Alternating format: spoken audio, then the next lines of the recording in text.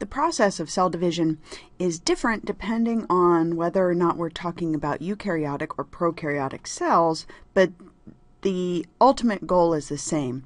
The cells are reproducing themselves. Now, if we're talking about particular types of organisms that need to go through reproduction on their own, and these are any of the organisms that we've talked about and that you're familiar with, really, we have to look at their ability to reproduce, and their ability to reproduce is completely dependent on their ability to do cell division.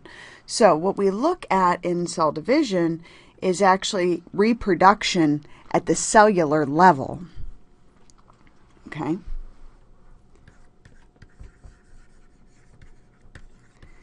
And what we need to focus particularly on is the duplication of chromosomes.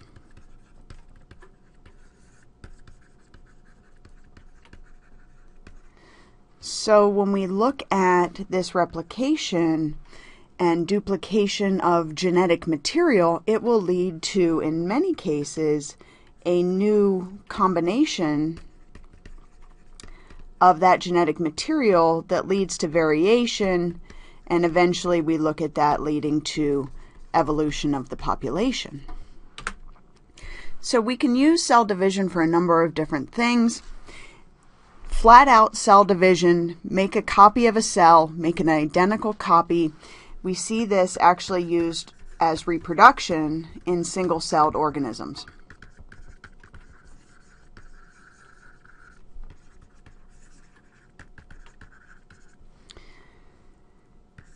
For you, we look at it as a potential for growth. So if you need more cells of a particular kind, they'll divide themselves through cell division and help you to grow. We can also use it for repair. If you damage a cell or replace a cell, if it dies for some reason. We look at it also as a way to start the process for sperm and egg production. So these first three are actually going to be by a process known as mitosis. This is perfect copies, identical replication. Sperm and egg reproduction are going to be formed through something known as meiosis, and we'll look at that as a special process in a little while. So for asexual reproduction, we're going to produce perfect copy offspring. Or many folks think about them like clones. Okay? And when we look at this type of process, the offspring is going to be that perfect copy of the parent. Everyone in that population would be exactly the same. Now, we of course don't see this in larger, more complex animals most of the time, but what we do see it in a lot is bacteria, and that will be our focus to show you that.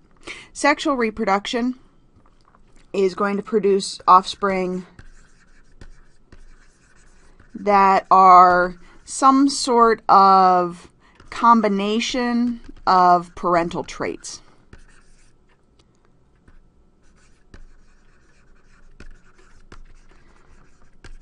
So what I mean by that is both mom and dad are going to contribute to the offspring, and the offspring is going to be some mix, is a loose term, of traits from mom and dad.